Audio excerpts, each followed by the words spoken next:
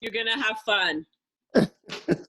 Let me just say, honored to meet you. I'm thrilled that you reached out.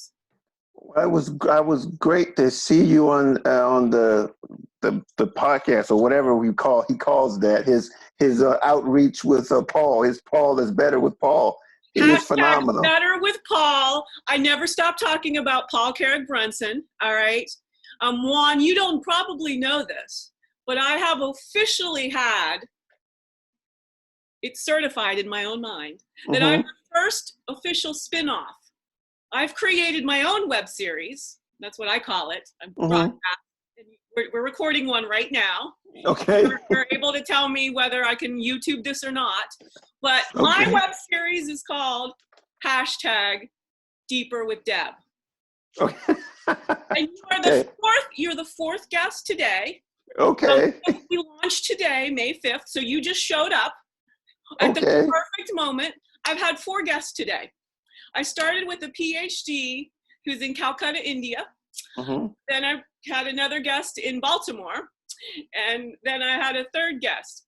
Wait till you see, Earthling, what I did for my day's work today.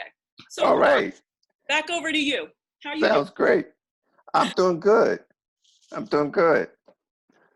I had to reach out so that you could tell me about your services and what you do, because you were so enthusiastic, and I'm beginning to start my public speaking, and I'm writing a book, and my book is called Love Made Simple. And so I thought that might be something that might resonate with you, because it's for the love of humanity. 100%. I mean, I gotta just say, if you're looking at this right now, whoever you are around the globe, go look at this man's about on his LinkedIn profile. There is not a character out of place. It is so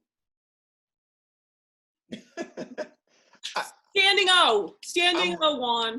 I'm just a real person who's had some real experiences, and I wanted to share them because it's about the things that we have in common, not the things that separate us. 100%. You are gonna wrap up this day's work so well. So let me tell you. So we met on Monday, where Paul Carrick-Brunson basically gave 50 ideas for making money right now. Actually, this was last week when we met. I met you the week before. See, that was the one where you were his guest. See, I didn't know that. Yes. All right, so that explains a little bit more. On April 17th, I was on the very first rebranded #Better with Paul. Okay. I feel like I am honoring him by implementing everything that he's the first person that ever noticed me on LinkedIn. Wow. Well, let me contextualize. First person who noticed me. Now that I'm healthy, now that I can live my life's work. Bridget Hyacinth was the very first person who noticed me. I love those people from the Caribbean. I have friends in the Caribbean.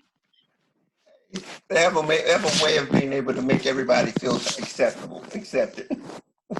You nailed it, right? You nailed it. And I think the example of me literally demonstrates racial harmony.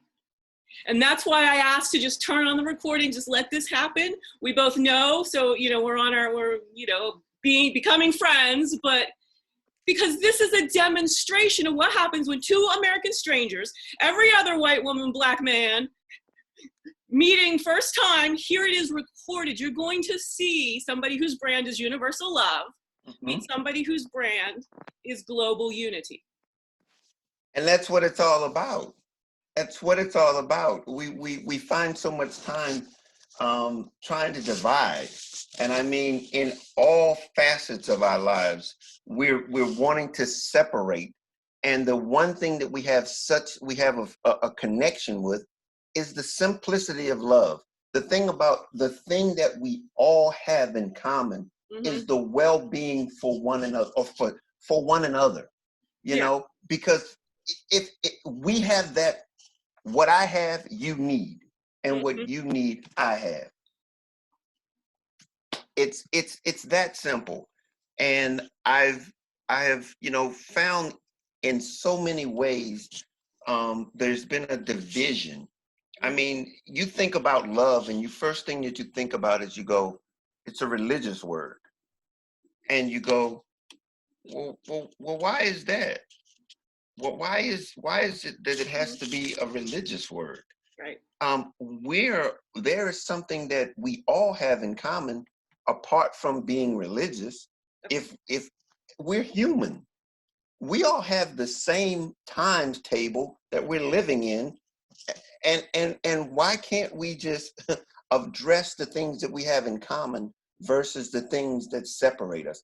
I can be of a different color, I can be of a different race, a different Gender? gender. Hey, but the fact of the matter is however you look at me, I'm human.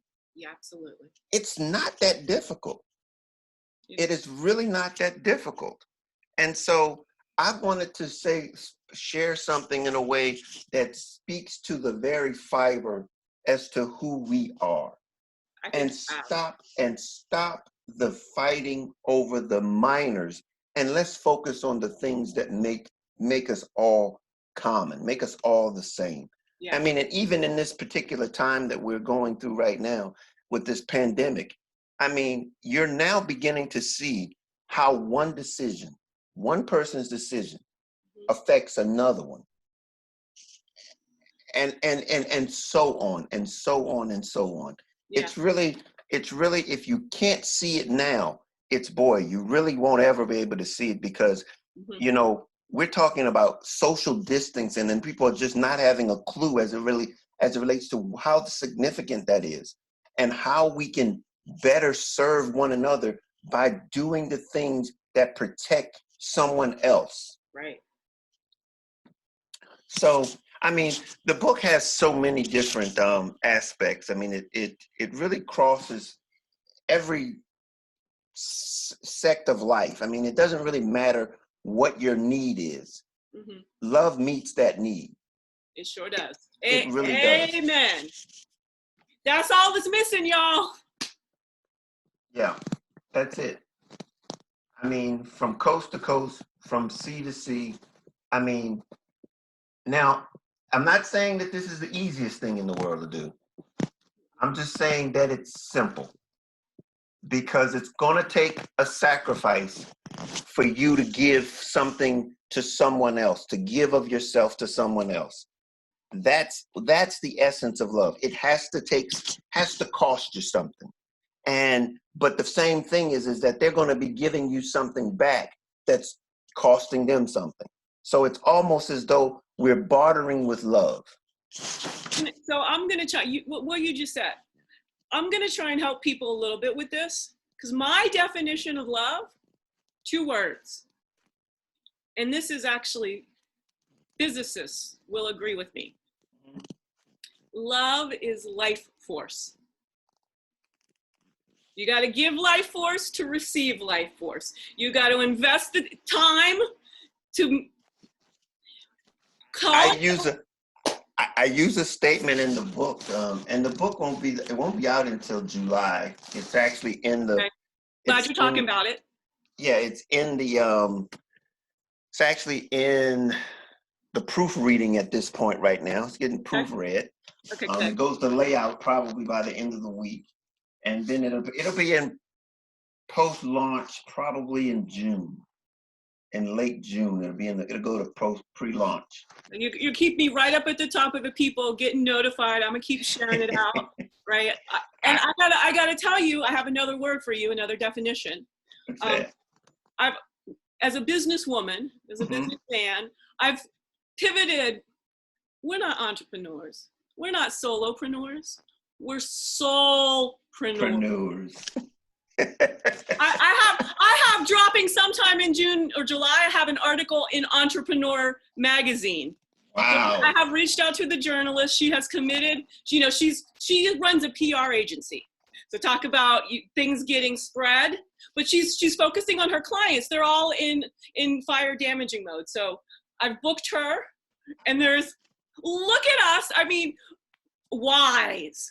See, the world needs love so much that those of us who, whatever we did in the past, now know that what we can mentor is what the world needs. We look how astute we are. We're on top of this. We on top of it. We need each other. I mean, and this, if we haven't been able to see it before now, we should be able to get it now. Yeah. I mean, this is a physical pandemic that is affecting our very being.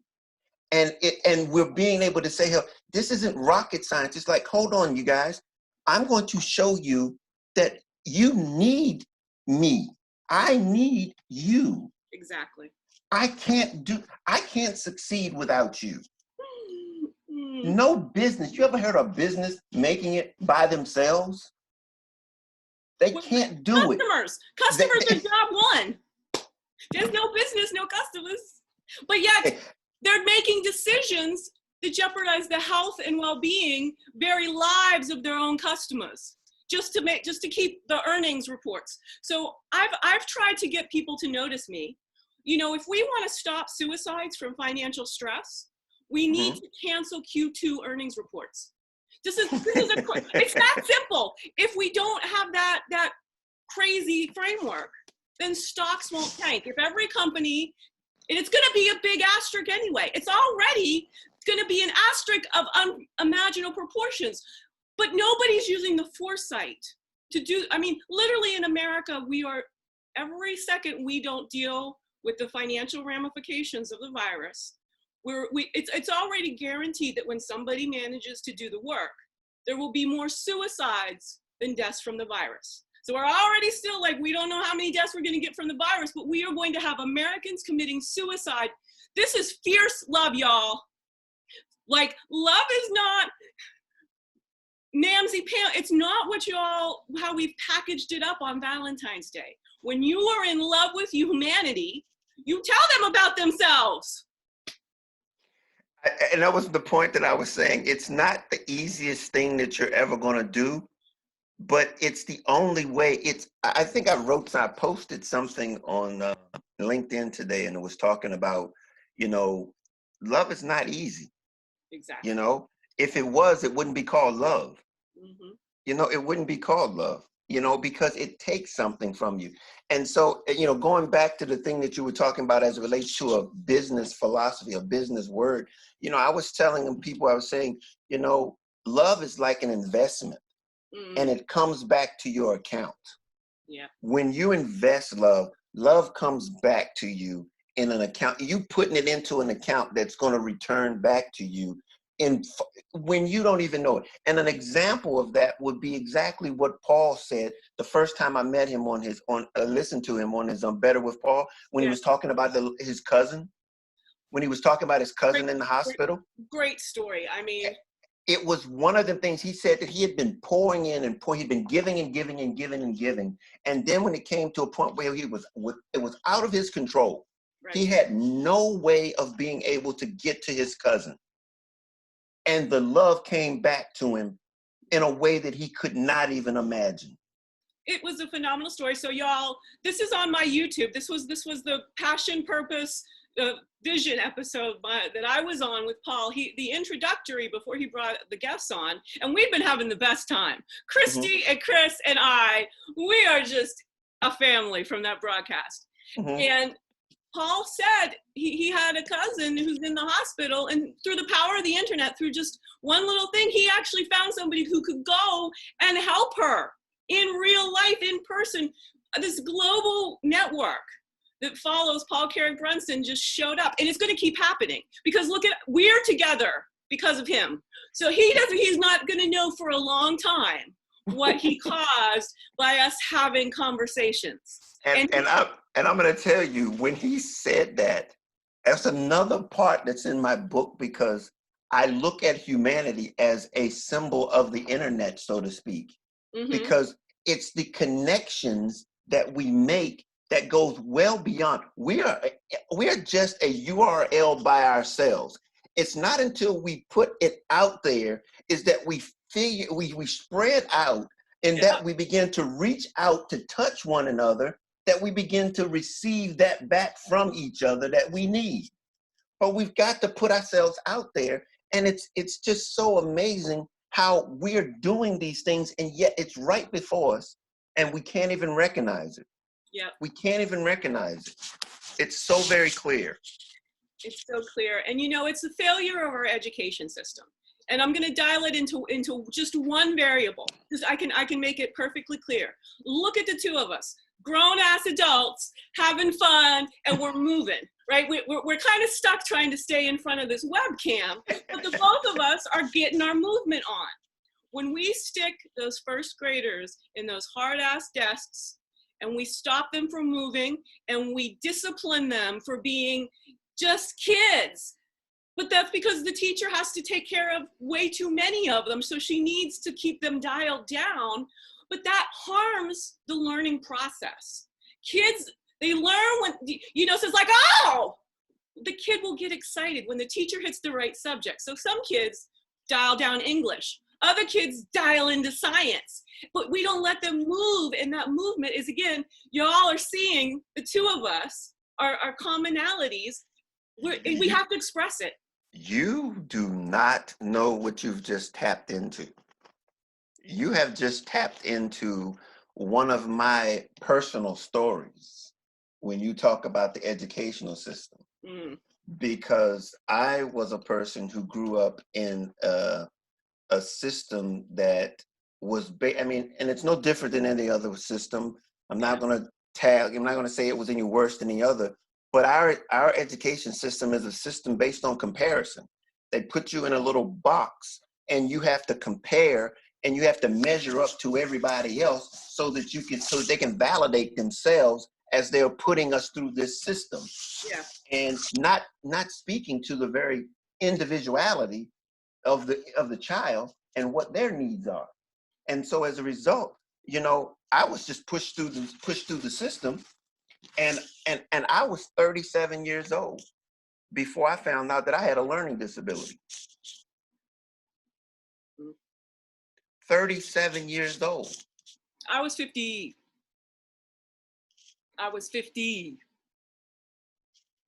But can you imagine the frustrations that I lived? And that's, again, some of the things that are in my book. It's having to live with the frustrations of being compared without being identified as to who I am and my originalities and who I am and what gifts and talents I have and my abilities.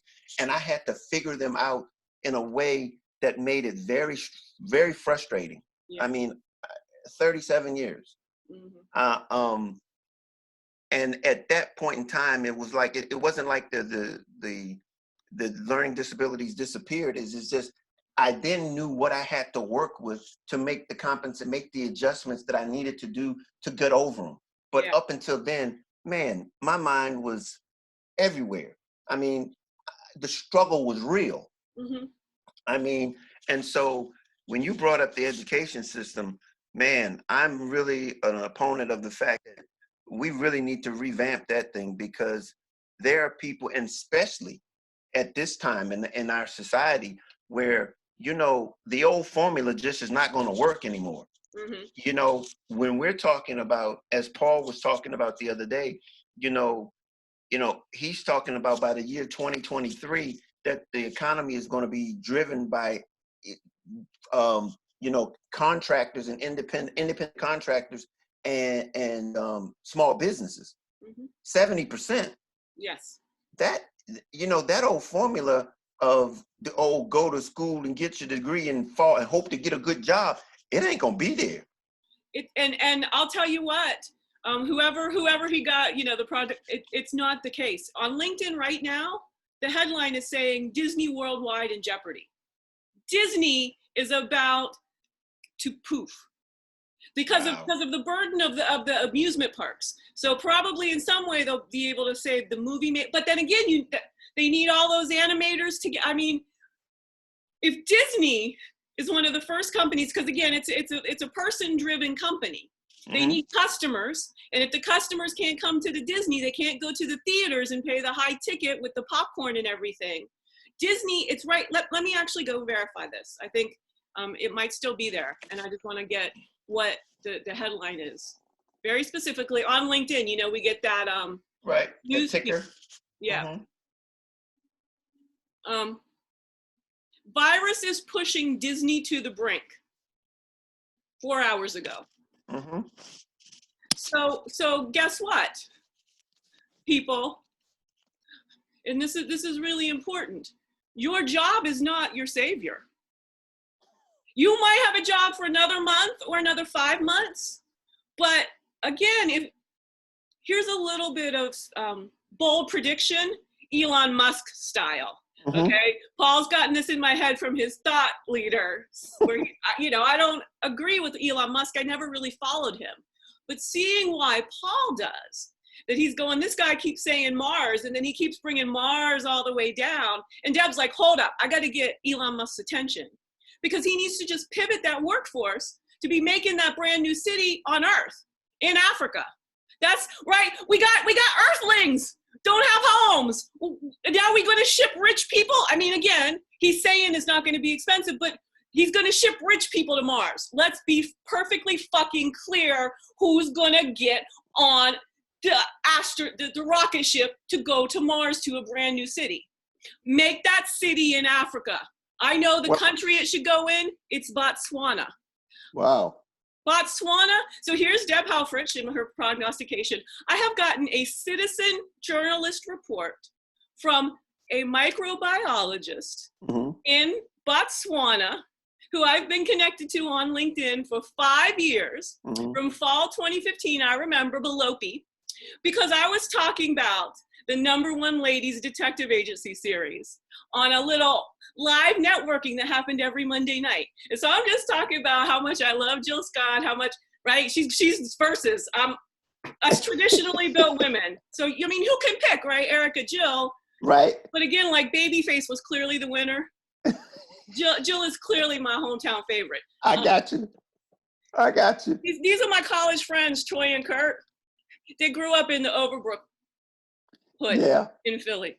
See, that was just like, I think it was, there's another one with Paul where he was talking about the one of the guests had was it Jill that sang at her birthday party? Yeah. And then he got it wrong. He kept saying Erica because Paul's like, he was Erica. Yeah. Paul, because he's not going to just do what Natalie did.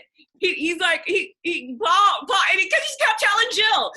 I hope Jill was on the phone making a note, because Erica Badu don't have no concerts to go to. How fucking she gonna do something for Paul Carey Brunson's birthday? Okay, you and I getting invited. We getting invited. I'll make sure that. Look at love. Look, people, we're just playing. Whether this happens or not, and we both know that there's at least a 75% chance that we just actually prognosticated a real virtual birthday party. I don't know when Paul's birthday is, but I'm gonna go look now. I hear you. This is what Paul would do. Paul would go get to the Google. Let's just see if it actually is on Google when his birthday is. Wow. Because this is efficiency, okay? If I go to Google and I search for, he's got a Wikipedia that I've probably never went to. I'm certain I haven't. He probably does. So I'm gonna come back and look at you. I've never had the need to do any validation on who he is. You know, that man is truth. And then you start meeting people who are exactly like you, who say the same thing. So it's like, again, America, I say in my Bernie Mac voice, me and this man have never met. We got a little bit on LinkedIn. Look at us. You forgot. You have thought we went to college together or something. So. But I think it is the epitome of what I'm referring to here, though. It is. It doesn't take much when we connect, and the connection is real. You know, it really is something that we all have in common. And when we don't look to take advantage, but to give, that's the key here, is to be able to give. And I think that's what Paul does. That's all Paul just gives. I mean, this past Monday was phenomenal with those 50. I mean, everybody needs to hear those things that he put out there. It is, because again, this is literally why I said I'm gonna just turn the recording on, because let me tell you what we're doing here. I'm gonna immediately upload it to YouTube. You're gonna be able to do what I did. I basically found the place where I did my Kobe memorial, and I call that my reel. I go put it on YouTube. It starts at like, so ever, 33 minutes in or whatever. I think it's around the hour mark. And I'm just like, you can just say start here. So Paul tries to change the subject, and I go, Paul, I gotta talk about Kobe. and within 5 minutes, you know everything you need to know about Deb Helfrich.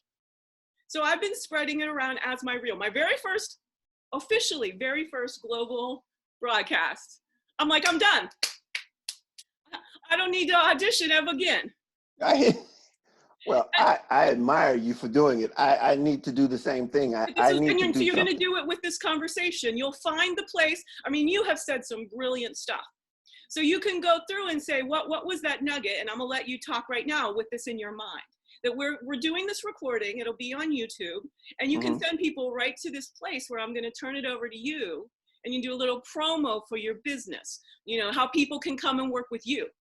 Well, I mean, I'm like I said, I'm a motivational and inspirational teacher. My gist is the love for humanity, and that is the answer to all of our situations and circumstances. Yeah. I have a book that's coming out in July having to do with the simplicity of love. It's basically called Love Made Simple. It is just that easy. So when that comes out, it has characteristics of love. We wonder sometimes as it relates to how do we implement love? How do we demonstrate love? People have a problem with understanding how people can understand love in you and through you. And I have characteristics that we exemplify in our lives that demonstrate love, having to do with caring and self-sacrificing and just those things like that. And then it has to deal with, and the thing about the book is that it talks about the goal of the book is for peace, contentment and success. So that these are the characters, when you think about success, you want to have peace. You want to be content. And those are the things, and you want your needs met, to be honest with you. I mean, I was at a YouTube, I was on a meetup group this week, and they were talking about how, people, the imbalance in our society as it relates to the rich getting richer. And they were discussing about how is it that people how can they deal with themselves when they are just so greedy, and the proportion between the haves and the have-nots are so big. And it's as simple as the fact that, our society, in a capitalist society, it's very difficult to say that certain people can't be driven by greed, but yet we're in a capitalist society, which that basically is the okay to be greedy. And so as a result, until we decide that we're going to change this society to say that if it's one thing to say that the ground is level, it's another thing to make the ground level and say, okay, no, it's not okay for people to be the portion of the rich to be as far away from the people that are poor. So look, here's the statistic. And it's on the internet. I don't remember the actual source, but it's pretty valid. I mean, again, because money, it's, you can't, but literally 8 men have containerized 50% of the globe's wealth. 8 fucking men. So there's 2, there's a Mexican and an Indian, but otherwise 6 goddamn white fucking American men. Yeah, it was a kind of an interesting scenario. The meetup that I was at, I was the only non-Caucasian person there, and they were speaking on this subject. But the thing about it is that I was the one who was basically saying, hey, you wanting this to be changed, and they're mad at the system. Mhm. And I'm sitting up there like, well, that's the only way this thing is going to change is if you change the system. I mean, the guys, again, none of these men are Dr. Evil, right? As much as my emotions there were about the system allowed that to happen. They just played the game well. The rules were there. They didn't even, none of them even lobbied to change none of the rules. Okay? So this is precisely what the virus is doing humanity a solid. It's just said, well, y'all got the rules all fucking wrong. I'ma just wipe it all clean. Yep. You're hitting on so many. My book is it. You'd be really surprised because the book speaks on the injustices, but also it speaks on, you can't wait for somebody to make things right for you. So we're gonna book an author tour, right? So when the book drops, you and I come back, we'll have another conversation because I will be reading the book. Yeah. And right here we go. Buzz is started. All right. Hey. But you're gonna give it to me ahead of time because I don't want to wait till the physical book. Who knows if that'll ever get you. Absolutely. I'm gonna be needing some people to it's going to be doing the pre-launch. It's going to be necessary to get that information out. So yeah, you'll be head of the list to get that done. But it speaks to a merit of things, and this is one of the things that the book I really wanted to speak to, and is that it has something in it for everybody. I'm talking about from the far left to the far right. It makes everybody feel comfortable and gives everybody uncomfortable at the same time. Yeah. You know what I'm saying? I do. We are 100% on the same page with that concept is, the fear, the anxiety, the frustration, you can't make the change. So those meetings, we've both been at them and you just whine. I'm sitting here trying to fix it. I'm like, okay, here's what this is. Do you know what Deb's doing about those 8 men? She's challenging Jeff Bezos and Elon Musk to give her $3 million to spend an afternoon with me doing this. I'm gonna solve their problems. And let me tell you what, because again, this is because Paul Carrick-Brunson got me thinking about Elon Musk making bold predictions. Hello. And I'm like, well, I'm a philosopher. I can use my brain to really do some Sherlock-style deductions about what's gonna happen as things crumble, because I'm a giraffe. I got a long neck. I'm able to see the horizon just a little bit more. Yep. Because of the way I think. There's nothing woo-woo about it. It's my style of thinking. So look, I live in the Seattle area, and I have a news report that Amazon has officially said no corporate employees, the tech elite, are not going to report back to the office in downtown Seattle until October. Done. No Amazon employees are reporting to work until October. Let me tell you what. So I pondered that, right like you. I mean, there's a lot of ways to think about that. But here's the important, Deb coming after them putting all their wealth in their own buckets. What that says is, do you know where Jeff Bezos' mind is? Jeff Bezos' mind is he's not going to challenge he's not going to make any single Amazon employee sick, because he's going to have the single greatest Christmas holiday season the world has ever known. He's already increased his wealth by $2-3 billion since this all started. He's making a run to be a trillionaire. He's not thinking about that like that. But this is literally Amazon and the fact that we all need our shit sent to us. His mind because he's the visionary. That's his job as CEO. Mm-hmm. Who the fuck is keeping up with him? Nobody. Deb Helfrich is going, okay. What? I'm and this is a philosophical hypothesis, right? But it's damn skippy. I think you're in line with it, though. I think you see, because that's everybody needs to have that kind of foreknowledge, that foresight, to understand that where we are today is not where we're going to be tomorrow. Mm-hmm. And to look down the road and see what today is presenting tomorrow to look like. Yeah. And he's looking down the road and going, Okay. Okay. I mean, I think the world as we have known it, it will never exist anymore.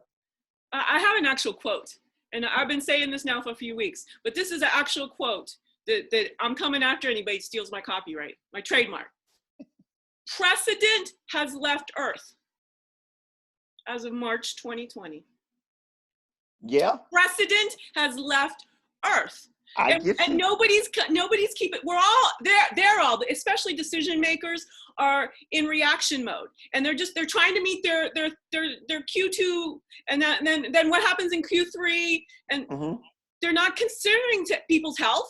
They're not considering that their competitor has already basically thrown up the white flag.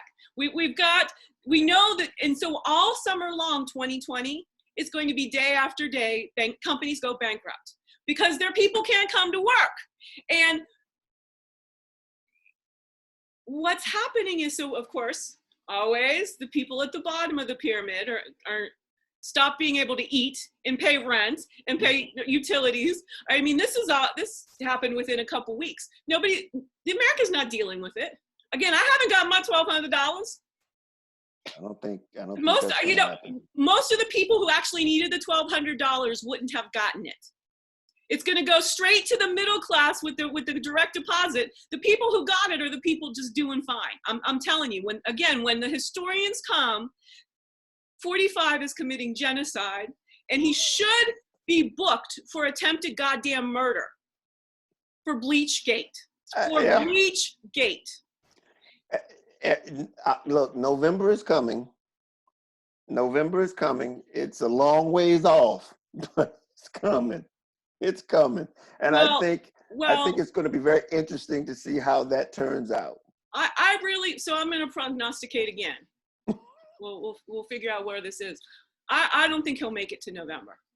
We are the most litigious country in the world. How come people are not, seriously, I'm asking, in DC, why are the lawyers, there's no courts to go to. Why are these lawyers not indicting him? It's on a public, and here we go, Exhibit A, excuse me, prosecutors in DC, Exhibit A. I pay attention to Jeffrey Wright, the actor. He's in Brooklyn, and he is helping one of the Brooklyn hospitals that's not part of any of these big systems. It's like an independent hospital. He's like going out and like feeding doctors, keeping people alive. So Jeffrey Wright, the actor, who I know from way back when he did Basquiat. Fabulous film, Basquiat. You might like it. The painter Jean-Michel Basquiat. Great film. So Jeffrey Wright, I think, is the person who would have retweeted that evening of the Bleachgate rambling motherfucker on a national, there were, and I won't get the number precise, but this is 50 calls to poison control of people worried about having drunk bleach. Someone Are you died. serious? I'm 100% serious. I find this, it was a credible source at the philosophical level. And I'm sure, again, these are recorded. These calls to poison control will have been recorded. Talk about education. Only a failed education system has its citizens drinking fucking bleach. And the media was all talking about the light thing in the body, but right, stick with the poison. Stick with the Bleachgate. It's attempted murder. It may not have, I mean, he didn't have it written down, right? But just ad-libbing the way he did, somebody somewhere was so scared. They were home alone. So again, we're not saying that we're saying that there are Americans so scared from what the media is portraying, and there's no data. People don't understand that viruses are not alive. Bacteria are alive, they move around, they have some agency. The virus is completely inert until it is transported by us. Again, if the media could just message that, Juan. So why are people doing such crazy things? We're all, how to save companies, how to save, we're all worried, and everybody needs to figure out how to pay their bills. Nobody has done a clear, concise, for every American, like you said, far right, far left. I don't want any I would never like to meet a far right person, but I don't want them to kill themselves, right? But Bush, Trump, because Trump happened because the Bush brothers stole that election how many years ago? And we keep our attention on closing that loophole. We knew it, and we lost what Bush did after that. I mean, he decimated everything about protecting our national resources in every single way. Whether that was his intention or not, the fabric of American society crumbled during the Bush administration, where he was not elected president. His brother said, "Here you go." How when your brother's the governor of the state that is you're deciding, somebody's got to step up in this litigious. Some lawyer has to say, well, the founders of the Constitution, the people who created this process, could not have foreseen. They could not have foreseen this level of subterfuge and fraud, and how money corrupts and has its own morality. Money has its own morality. And that's so I'm coming to the rescue. So now that I've clearly elucidated the problem, I have a solution. Okay. It's on YouTube. I have invented a brand new way to handle this election.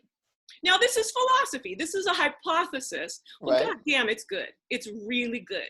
All right. I am asking, and again, this is going to happen. I'm going to figure out how to happen. It's through Paul's tribe. There will be somebody who knows how to get somebody to listen to this. It might be Ms. Winfrey herself. Hello. Biden must recuse himself. He must voluntarily say, because of these sexual misconduct allegations, he can't beat Trump, because there's just going to be too much. I mean, he might, but he's really changed the dynamic of the balance, because all of the female Democratic voters are now going, but I can't vote for a rapist. There's all these women who are just simply can't vote for a rapist, whether he's been proven or not. The way it was presented, there's something to look into. Again, so he just needs to step down, and the official thing could be his health. It could, there's ways to save face here. He will not do that unless there are a VP, president and a VP nominee candidate who would win. And I know who they are. We call it Hillary Michelle 2020. Clinton Obama ticket. These are people are already, they can stand up to him. They won't, if this idea comes through, and again, I'll let you make all the faces you want, because there's challenges, but these are the most competent, prepared humans. There's nobody with them as much experience. I don't disagree with you. I'm just looking at the possibilities of that happening, and it would be phenomenal. Okay, I would vote for it in a heartbeat. Me too. And I've never voted before. I will go register to vote for that ticket. Well, I did officially, because I wanted to not be, I did vote against Bush once in Oregon, because I was like, this is wrong. But then I got all this crap. They started sending me things, and people started, because I was a voter registration, there was a bunch of noise. I said, well, I won't register to vote ever again. I don't have time to have people messaging me, calling my phone. It only happened when I was a registered voter that I got these. I said, I'm not, I was only in Oregon for a year. I'm like, that's enough of that. America made me not want to vote for very logistical reasons. I was a person who suffered from chronic disease for the last 10 years. I simply did not have the time to have anybody contacting me for agenda items when I was trying to heal, right? And right now, look at what's happening, all this virtue signaling. You got your freaking bank. We're here for you. Here's your notice that you're, owe us this much money because you're not. That's not here for me, y'all. Yeah. Here for me is you're not sending me just a random email. Here is saying we're suspending fees. Here for me, it's just this country, y'all. That it is. I mean, the thing about it is, I think we have to reset the way in which what we are expecting. See, one of the things that I believe is that when we say one thing and act another way, we say we want fairness, but we don't have anything in place to facilitate fairness. Yeah. Until we reset this thing in a way which it doesn't go to how it's written, but understands the concepts that we're trying to obtain. We're trying to reach a balance. And if it means, like for instance, if it means that you tax the rich 70%, that's balance. Yeah. Okay. It is. That's balance.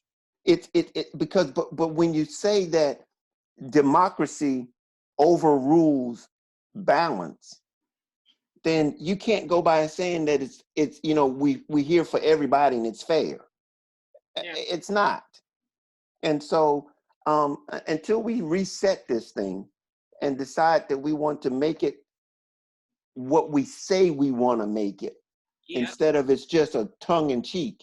Right. We say one thing, but yet we put loopholes in the tax code that allows it to go out the window. I think you really have to understand how to play the game. Yeah. And that comes with one of the things that I like to say is preparation. If you don't prepare for these times, then you're going to be subject to these times. Oh, absolutely. Absolutely. Let me give a little bit of data. I'm here in Seattle again. So, Amazon could be poised to be like the global ruler dictator company. There's a local Seattle city councilwoman, an Indian woman, who had proposed to tax Amazon, the corporation, some little mini, 100%, to fund COVID support for the city, for our first responders. And the amount of people going, no. I'm like, you want to pay out of your own pocket? Why are you stopping us from having Amazon Corporation write a check to support stopping people from dying?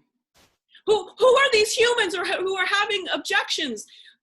Because the alternative is it's coming out of your own personal damn pocket 3 years later when you haven't a chance to, you're just cleaning up the mess. Your money didn't get used when it could have saved lives. Because it's just like that. They could just literally pass it and have Amazon write a $1 million check to write on the ground first responders to make sure that, our cops, our bus drivers, the ones who have to go out. No, there are citizens in Seattle saying, oh, well, poor Amazon. We don't want to tax Amazon. Cognitive dissonance, right? I don't, it's one thing to say that, if they wanted to do that, it's great. But then to say that we want to tax them, it's like, how do you get them to understand? Because here's the point: if you do Amazon, you got to do Google. You got to do everybody. You got to make everybody. And again, I'll make the point because you've got a good universal point, but this is why we don't make decisions. What I said very specifically was this was a Seattle city tax. Google is not headquartered in the city of Seattle. This was for the actual resident. We say corporations are people. Well, Seattle is a person living in Seattle, so Amazon is a person living in Seattle. So this was not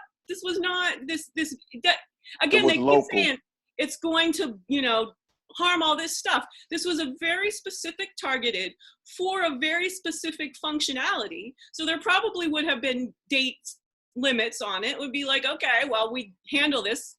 Life goes, I mean, again, the politicians are not thinking clearly that they think we're going back to normal. So there was probably, but this is again, you did a good point. I respect that you brought that up, because that's how we've been trained to think is, oh, protect the interests of business.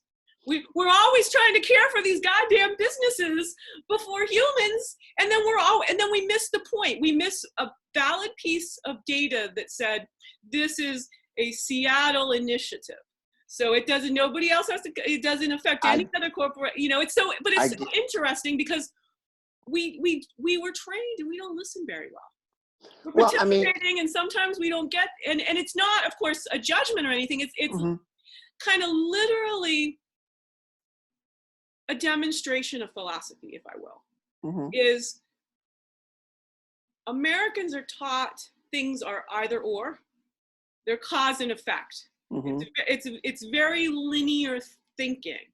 Whereas a philosopher, I think, if, then, therefore. So I've got one more argument. There's a third, there's that, not, if is the thing, and then I say, then. Remember, this is a Seattle, right. And therefore, I can't come up with a logical reason why Amazon writing a check to support the first responders in this locality. So again, Seattle, Washington State, was in the Seattle metro area.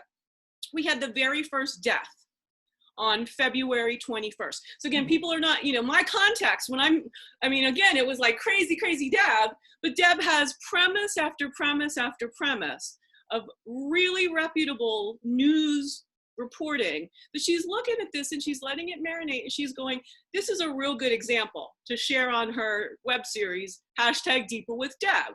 Because this is, somebody has to pay for all of the new emergency responses, to keep the police, to give them all training, to give them all masks. That money has to come from somewhere. We don't have an actual income tax in Washington State. We pay sales taxes, business taxes, real estate transfer taxes, but we do not have an income tax. Wow. So again, you go off mentioning Google. Google, based in California, is an entirely different taxation level. The reason I'm good at this, my corporate career, I spent 2 decades doing payroll software implementation consulting. Wow. I had the toughest client in the universe. My client was the IRS. I had to put money in people's bank accounts. The goddamn IRS has not put my $1,200 in my bank account, yet I was putting all these money in their bank accounts from all these citizens. And I work for companies like Expedia, Sybase, PeopleSoft, Genentech. I worked for tech companies. So I know all about the taxes in Washington. Here's the difference between when I get ranty and most everyone else does. They just spouting off. They just opinionating. I've got real data. I got references, right? Anybody wants to start Googling my rationales for the things I believe, there's news articles as references. Good. And I don't really care about the specifics, to be quite frank. But I'm saying somebody has to pay to keep the city safe. And we were the very first. This has been in the hopper because when there was really and there still is no science data. We don't know who's going to die. We don't have the data on what makes it fatal in any given person until it's clear that they need an actual ventilator and they're about to die. So we don't know what's happening in the body prior to that. So everyone's going on about vaccines, but the vaccine does not get created, even started, until there's a clear scientific explanation for what is happening in the body, right? Because a vaccine before, we're all going, yeah, okay, that's how it works. That's why this person will die and that person won't. Because again, a 5-year-old child, African-American child in Detroit has died. A reputable newspaper media article, both of her parents were first responders. We have lost a 5-year-old life I heard that story. Yep. Yep. Again, all these people protesting about going to get their hair did. What are they doing? They're bitching with their friends. They're not paying attention. They're not seeking the knowledge. They're not trying to make wise judgments to keep their family and loved ones safe, like you and I clearly are prioritizing, right? Whatever else we're doing and trying to make a living and preparing for launching our projects and everything, we're also consuming the media wisely to try in these challenging times to keep the people we love healthy. Safe. Yeah. And you need Absolutely. a fit mind. You need mental fitness, or else you're going to get caught up. Again, I'm all bleach skating. I'm all right. I'm caught up. And then I go, here's how I solve that. I don't spend the time just ranting and raving about things just to rant and rave, get my blood pressure up. When I get my blood pressure up, I go, well, I got to solve this. Yeah. Yeah. Yeah. I gotta philosophically see if somebody would just listen to me. Yeah. I got a little bit of a way to talk about this. I think everybody's going to need to think outside the box now. Everybody's going to have to think outside the box, because as you and I know, like you said, yeah, the things that we knew to be normal, they're no longer normal. And we cannot go back. There is no back that exists. Only forward. And that was the way it was in January 2020. There's the only forward, that we couldn't go back. I couldn't be saying anything more fundamentally unarguable.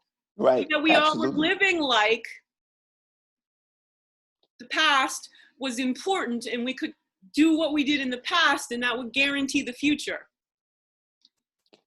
We have too many examples that we have not learned from. All right. To think that we are going to go back to some kind of normal. Yeah. The future presents new normals. Mm-hmm. And until we accept the fact that we've got to reinvent ourselves now, again, and realize that this is probably going to be a reinventing that will surpass everything that we've ever done, this country's ever done before. Mm-hmm. Because the numbers, they are just phenomenal. These are numbers greater than the Great Depression that they're talking about. I mean, it's barely got started. Absolutely. They are propping it up with those $1,200. Oh no, that's not even propping up. The way I described the $1,200 is what the government did was it gave me 12 hundies to go give to emergency personnel to pay for a couple days worth of food and stuff because they'd taken all these double shifts trying to keep people alive. The government just gave me the ability to give a hundy to 12 people. Useless. Well, absolutely fucking useless. I mean, they haven't given it to me yet. I'm going to say it's May 5th. I ain't got my $1,200. No. I'm just saying in the sense that they've tried to keep people from going on unemployment by stimulating, keeping the people on the books in the jobs so that the business owners can keep on paying their employees. When that runs out, which it's going to run out because they just can't continue this, this economy is going to fall flat. Right, so that's where I'm saying Paul's prediction. Again, if you're looking at it from business, the 70% of us will be entrepreneurs in 2023. There aren't going to be any businesses. Whether you want to be an entrepreneur or not, if the businesses are all gone, 100% of us. You're going to have to reinvent yourself. Yep. And the thing about it is, I don't believe that many of us, the majority of us, are ready to do that. Right. No, because we've been paycheck servants. That was what we were trained from first grade, was to become an paycheck servant. Is that the world revolves around putting in your 40 hours a week in a cubicle captivity scenario, where living for the weekend. Mm-hmm. And show me the study. Who has determined that human health can survive that kind of repetitive grind? Just nobody's done a study like that.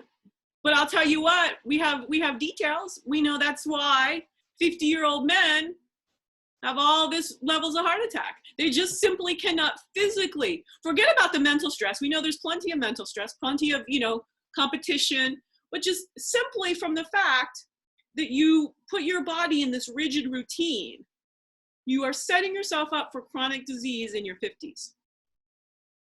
Why we act like we're so smart, we've got all this research. We're not actually asking good questions to do actual really important research on. That's what well-being philosophy. So this is my business. So you've got your book.